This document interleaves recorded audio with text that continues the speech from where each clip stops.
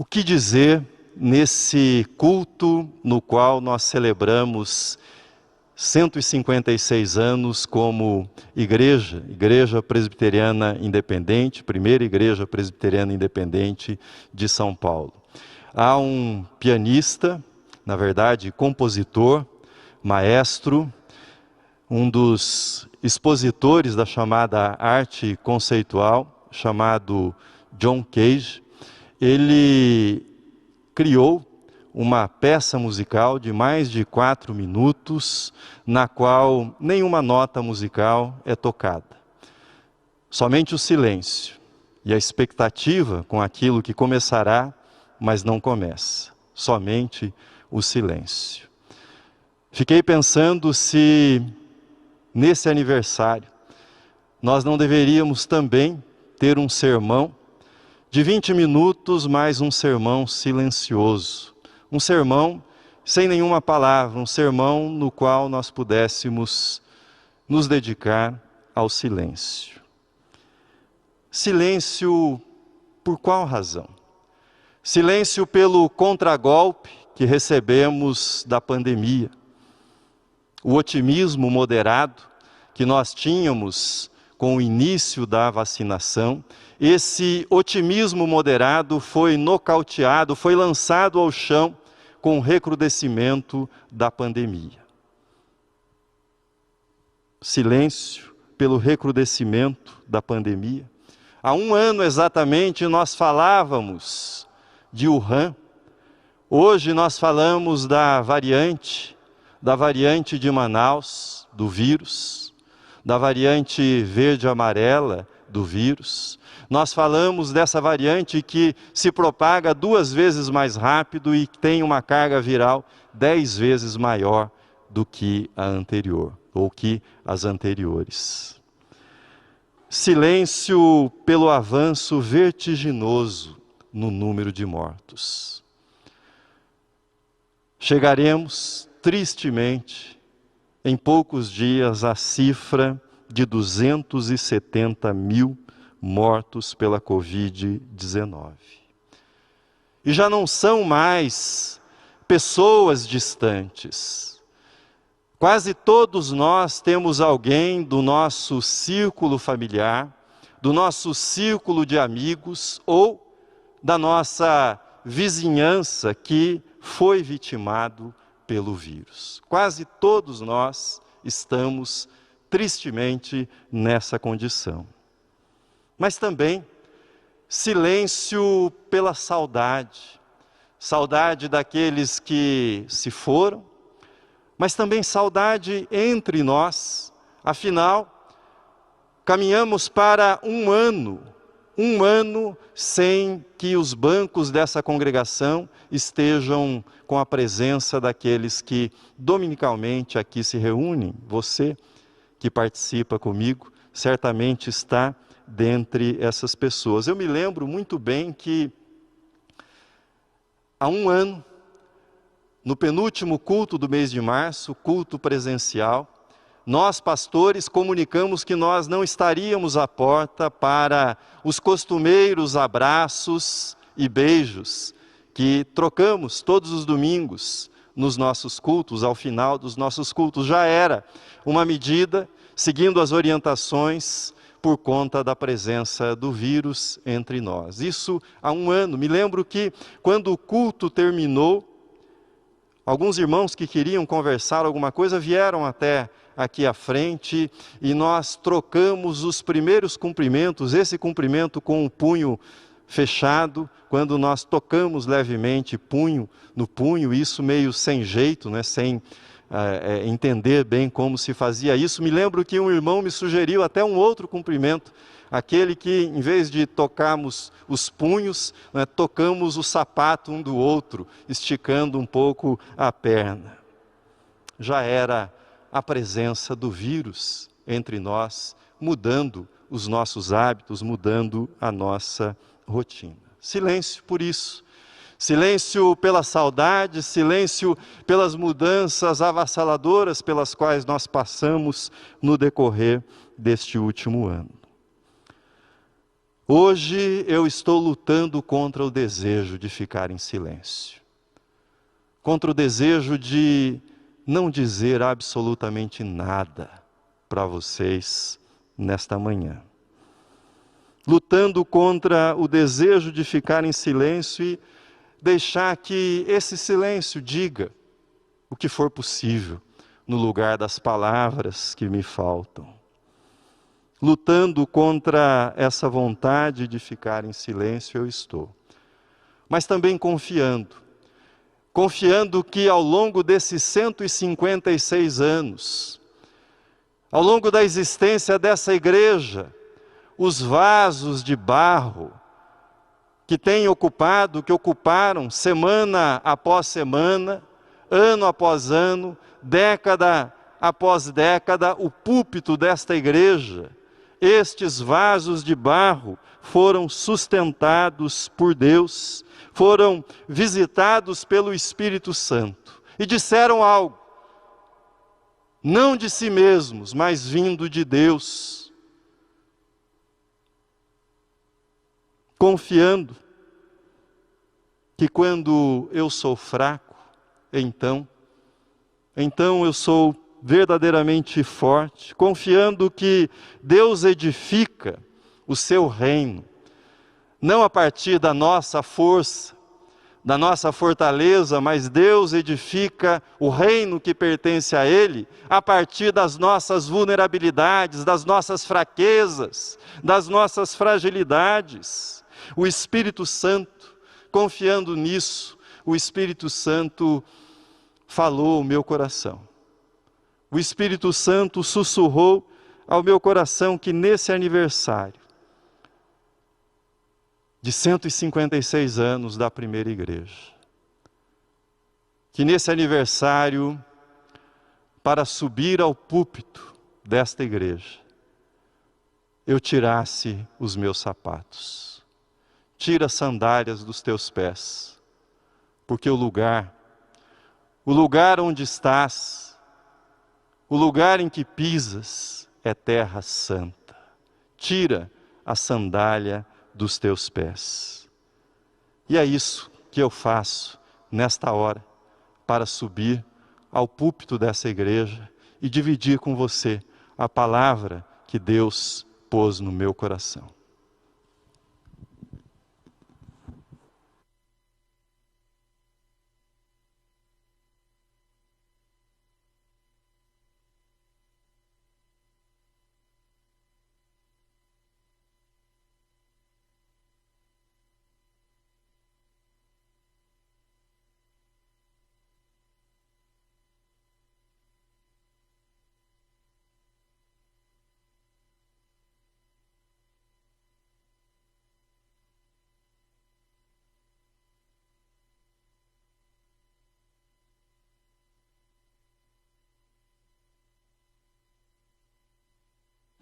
Pela primeira vez na minha vida, toco o chão desse púlpito descalço.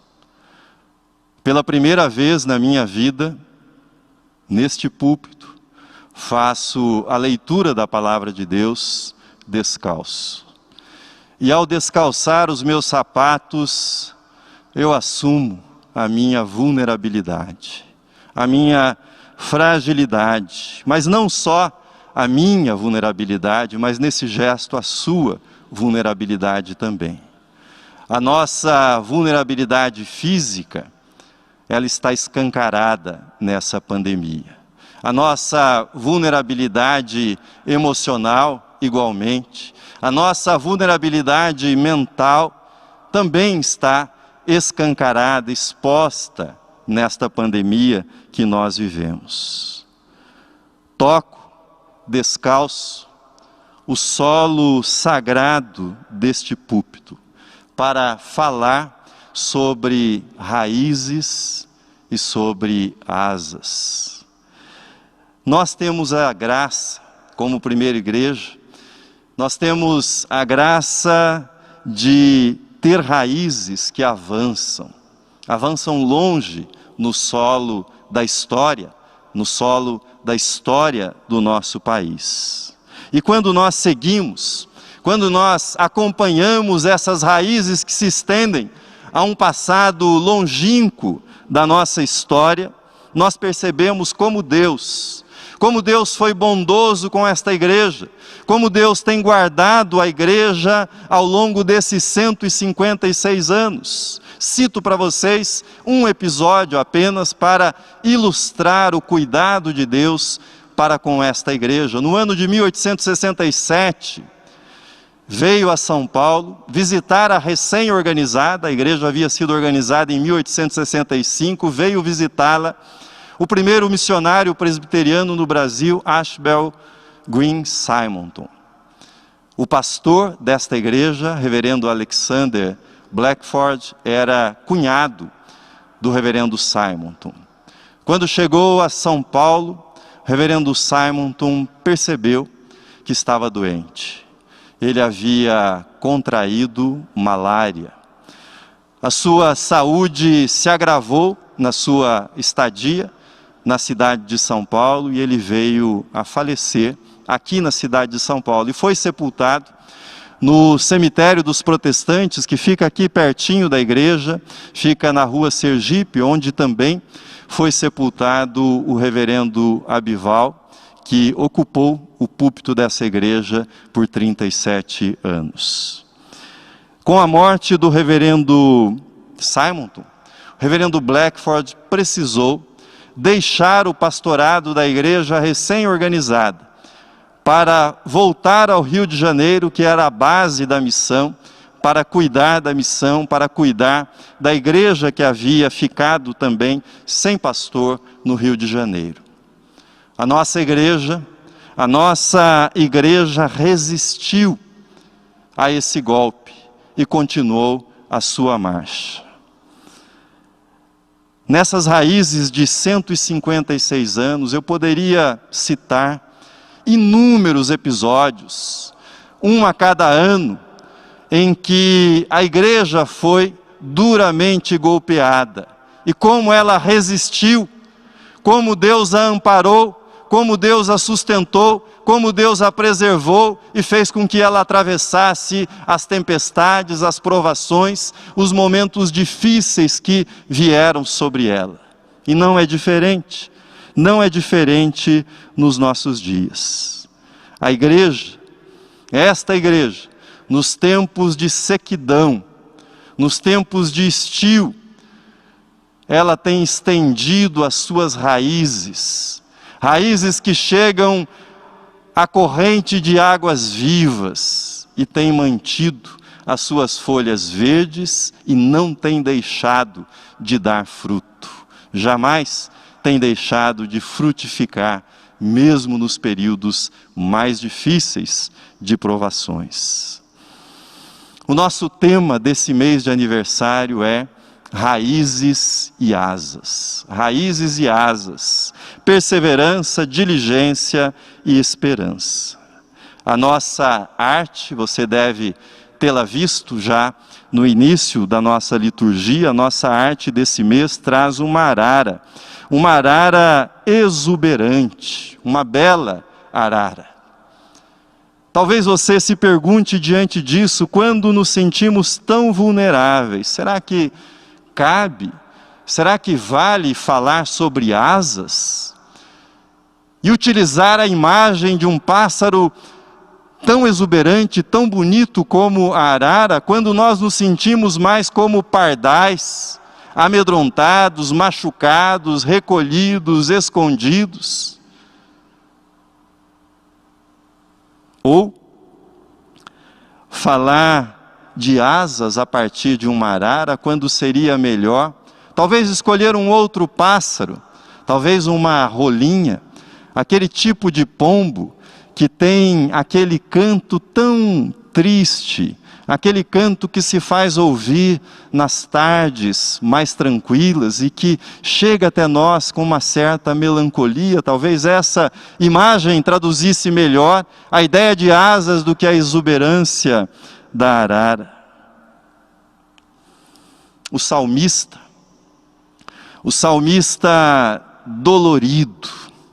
dolorido de saudades do templo, como eu e você estamos. Eu, dolorido de vê-los aqui, enchendo esse templo, você certamente dolorido de saudades de estar aqui na casa do Senhor, ainda mais numa data festiva como essa, celebração do aniversário da nossa igreja. O salmista, sentindo saudades e sentindo as dores dessa saudade, o salmista assim escreveu: a minha alma suspira e desfalece pelos átrios do Senhor, o meu coração e a minha carne exultam pelo Deus vivo. O pardal encontrou casa, e a andorinha ninho para si, onde acolha os seus filhotes. Eu, os teus altares, Senhor dos exércitos, Rei meu e Deus meu, escreveu o salmista no Salmo 84. Um pardal que encontrou os altares do Senhor, um pardal que encontrou os altares do Senhor pode, no seu voo, subir mais alto do que as águias. Uma andorinha que fez o seu ninho na casa do Senhor é uma andorinha que construiu uma fortaleza para si e para os seus filhotes. Sim, meus irmãos, sim, nós podemos. Não só nós podemos, mas nós precisamos, além de falar das nossas raízes, falar também das asas. Nós precisamos disso nesse momento. As asas simbolizam o voo que pela fé nós alçamos a presença de Deus. As asas nos lembram que Deus faz forte aquele que está cansado, que Deus multiplica as forças daquele que já não tem mais nenhuma força, daquele que já não tem mais nenhum vigor. As asas nos lembram que como a águia sobe ao céu, quando nós dobramos os nossos joelhos na presença de Deus, nós entramos nas regiões celestes, nós comparecemos na sala do trono que comanda este universo todo. Nada foge ao comando do Deus que se assenta no trono. Tira as sandálias dos teus pés, tira as sandálias dos teus pés, porque o lugar onde estás é terra santa. Descalço nesse púlpito eu sinto toda a minha fragilidade.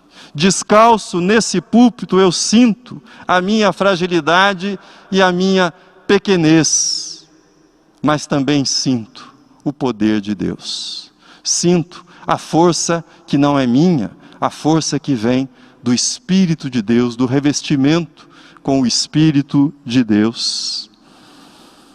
Sinto as raízes que estão sob os meus pés. Sinto a força que há nessas raízes. Descalço nesse púlpito eu sinto a minha vulnerabilidade, eu sinto a minha limitação, mas descalço eu também experimento o poder de Deus sobre a minha vida, sobre a vida desta igreja, desta congregação. Descalço, certamente seria pequena a distância que eu percorreria até que os meus pés começassem a sangrar.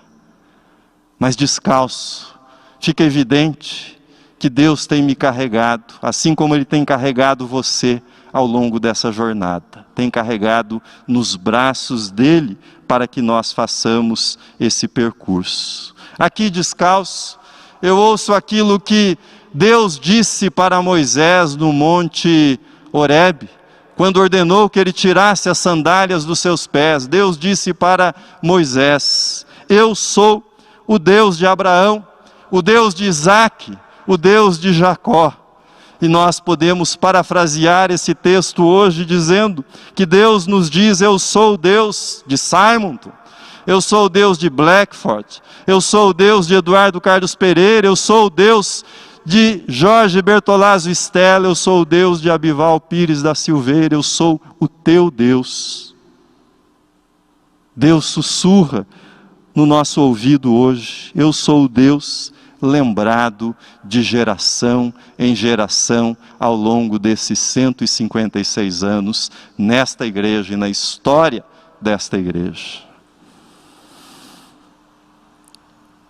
Jesus falou também sobre raízes e asas. Falou no texto que nós lemos.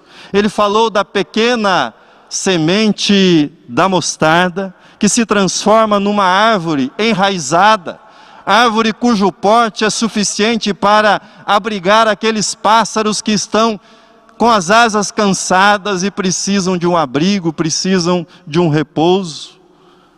A parábola do grão de mostarda faz parte de um conjunto de parábolas ditas por Jesus para explicar-nos qual é a natureza do reino dos céus, qual é a natureza do reino de Deus, qual é a essência do reino de Deus. Jesus contou a parábola do bom semeador, do joio e do trigo, do tesouro escondido, da pérola e da rede, e também da semente do grão de mostarda. Metade do ensino de Jesus, preste atenção nisso, metade do ensino de Jesus sobre a natureza do reino, metade desse ensino foi feito utilizando imagens de sementes.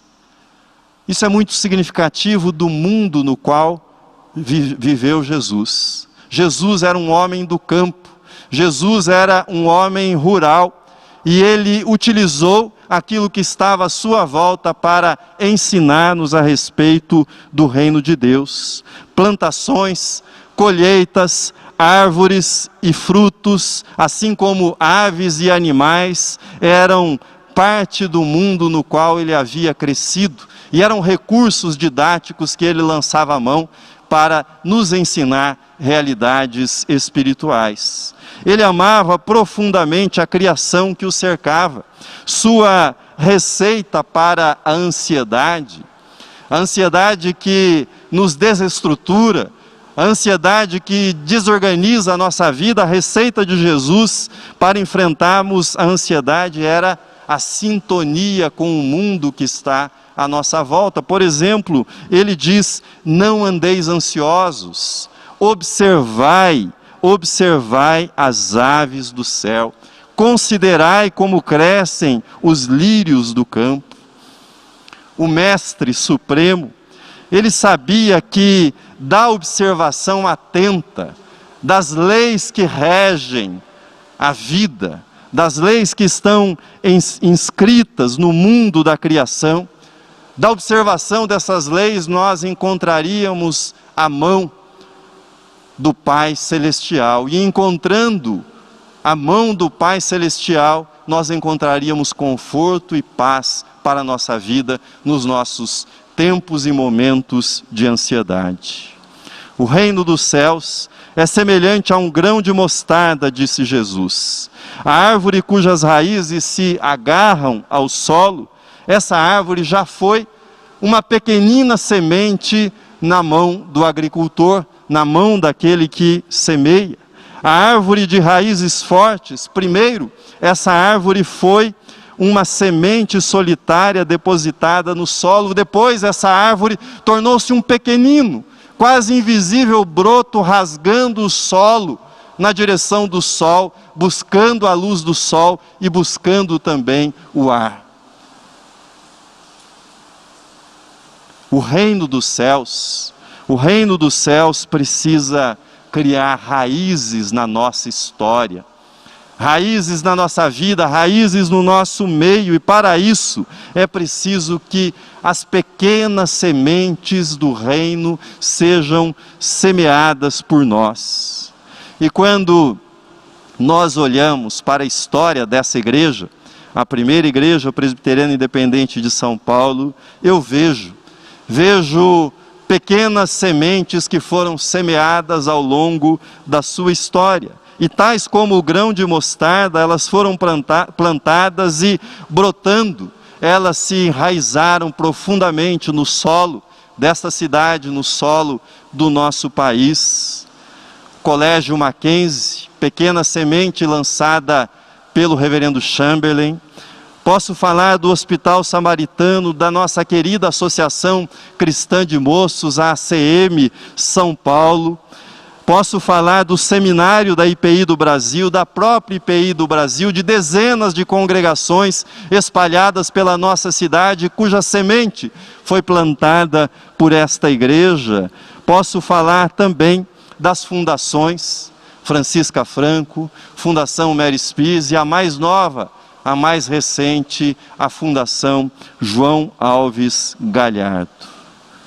Nós não podemos esquecer, meus irmãos, que as árvores que abrigam os pássaros, as árvores que produzem fruto, as árvores que dão sombra, as árvores que enriquecem a paisagem e trazem tanta alegria para os nossos olhos, essas árvores, primeiro, elas foram sementes nas mãos de alguém, foram lançadas ao solo, experimentaram os primeiros momentos no solo, para que pudessem depois vir à luz. Vivemos o teste mais difícil da nossa geração, o teste mais pesado do século, é esse momento que nós atravessamos, mas essa é uma hora oportuna, é uma hora sem igual para que as sementes do reino sejam lançadas no solo do nosso país, no solo da nossa cidade. E eu pergunto, que sementes você tem semeado? Quais sementes estão nas tuas mãos? O que é que tem sido plantado por você nesses dias, nesses tempos que nós vivemos? Talvez você diga, como eu posso semear qualquer coisa se eu estou completamente exausto, se eu estou completamente esgotado? Numa outra passagem, falando novamente do grão de mostarda, para ensinar os discípulos sobre a natureza do reino, Jesus assim nos diz: se tiverdes fé, como um grão de mostarda, direis a este monte, passa daqui para acolá, e ele passará. E ouça o final do que disse Jesus: se tiverdes fé, nada vos será impossível. Mateus 17, 20. Nada é impossível àquele que possui fé. Nada é impossível àquele que tem fé. Não será impossível com a fé vencer o mal com o bem. Não será impossível vencer o ódio com o amor. Com fé não será impossível vencer as ofensas, as mágoas que vão se enraizando por meio do perdão. Não será impossível vencer o medo com a coragem. Não será impossível vencer o desespero com a esperança. Não será impossível, mesmo que separados fisicamente, que nós estejamos irmanados, juntos espiritualmente, sejamos um só coração, uma só alma. Nada é impossível àquele que tem fé. Quero convidá-lo, quero convidá-la, meu irmão, minha irmã, para que você seja um semeador das sementes do reino de Deus. Que sementes são essas?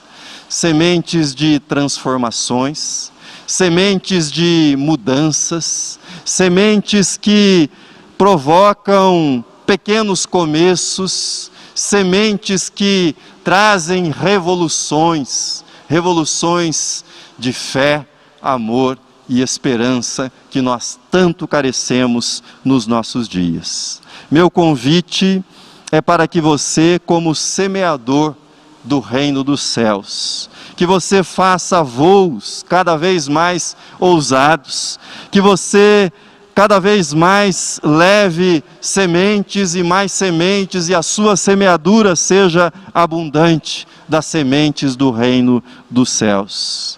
A minha oração é a mesma oração do apóstolo Paulo na sua carta aos Efésios, quando ele diz que ele dobrava os seus joelhos, se dirigia ao Pai, de quem toma o nome de toda a família, E assim ele orava pelos cristãos, orava por mim e por você também e pela nossa igreja. Eis a oração paulina.